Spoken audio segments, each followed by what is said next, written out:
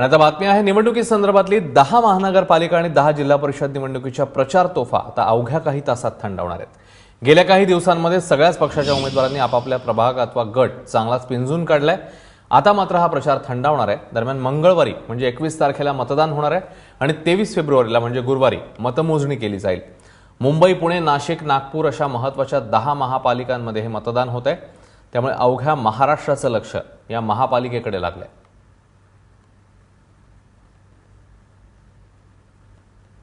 तेव्हा महापालिका निवडणुकीसाठी शेवटचे अगदी काही मिनिटं आहेत। आता 1 ते 1.5 तास जेमतेम उरलेला आहे आणि त्याच अनुषंगाने प्रचार जो आहे तो जोरात बघायला मिळतोय। सुरुवातीला जाणार आहोत दादरला। गणेश ठाकूर आपले प्रतिनिधी आपल्यासोबत। मुंबईची निवडणूक गणेश सगळ्यांच्यासाठी अतिशय महत्त्वाची, सगळ्या महाराष्ट्राचं लक्ष तिकडे लागलेलं आहे। प्रचाराची स्लॉग ओव्हरच म्हटली पाहिजे। कशा प्रकारे आज प्रचार झालेला आहे? शेवटचा 1-1.5 तास आहे।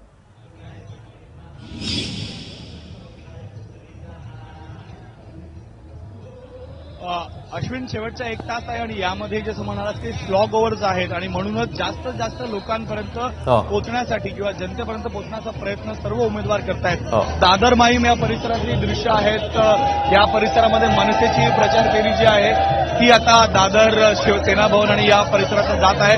त्याचबरोबर शिवसेना, भाजप, काँग्रेस, राष्ट्रवादी हे सर्व उमेदवार आपला आपला प्रचार करतायत। जी लढत आहे त्याला पाहता यावेळेस जे मित्र होते ते शत्रू होऊन एकमेकांविरुद्ध लढतायत, भाजप आणि शिवसेना।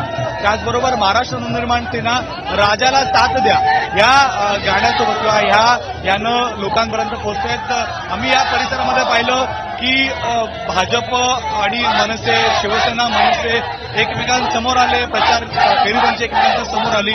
पण त्यावेळेस अत्यंत शिस्तबद्ध पद्धतीनं ते जोश आहे, आपली ताकद दाखवत आणि लोकशाहीचा खरा रंग इथे पाहायला मिळाला। चिखलफेक केली नाही, एकमेकांवर आरोप केले नाही, आपले प्रचार केले, आपल्या पक्षाची घोषणा दिली आणि अशा तऱ्हेनं लोकांपर्यंत पोहोचवण्याचा प्रयत्न करत होता। मनसेनं मात्र आपल्या या प्रचार फेरींमध्ये मराठी कलावंत जे श्रीसृष्टीचे कलावंत आहेत त्यांनाही आणलं आणि निश्चित एक रंग आपल्याला पाहायला मिळाला।